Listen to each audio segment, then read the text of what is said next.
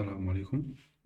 Je présente dans cette vidéo l'application de la commande optimale linéaire quadrature connue par le nom LQR pour contrôler la vitesse d'un moteur à courant continu. Pour la commande par retour d'état, la détermination des gains de retour d'état K se fait par le choix des pôles ou les valeurs propres. Par contre, avec cette commande, les valeurs propres sont déterminées automatiquement suivant certains critères. Ce critère s'appuie sur la minimisation de l'énergie de sortie ainsi que l'énergie de l'entrée. On utilise cette commande pour contrôler la vitesse de la machine à courant continu. On utilise le logiciel MATLAB.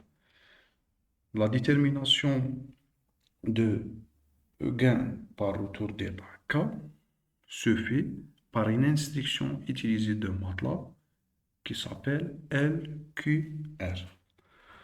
En MATLAB, il faut d'abord déclarer les paramètres d'un moteur à courant continu, la résistance et l'inductance d'induit, la constante K, le frottement, le mouvement d'inertie et la tension d'alimentation. Puis, on détermine les matrices, donc la matrice d'état A, la matrice de commande B et la matrice de sortie C, pour D est égal à 0. Et pour CR, c'est le couple résistant.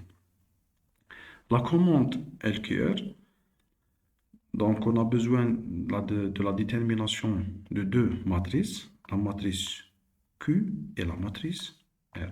La matrice Q est égale à C transposé fois Q l'indice Y fois C. Donc C, c'est la matrice de sortie. On a besoin maintenant de déterminer ou bien imposer la matrice Q l'indice Y.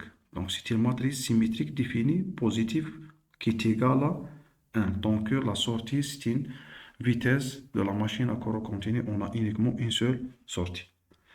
Et pour la matrice R est égale à quoi? Est égale à une constante ρ fois la matrice R. Pour la matrice R, c'est identique par rapport à la matrice Q l'indice Y. Et ρ, c'est un coefficient supplémentaire qui pondère l'énergie de sortie. Pour moi, j'ai donné la valeur de ρ qui est égale à 0,05. On utilise l'instruction LQR pour déterminer le gain par retour d'état K.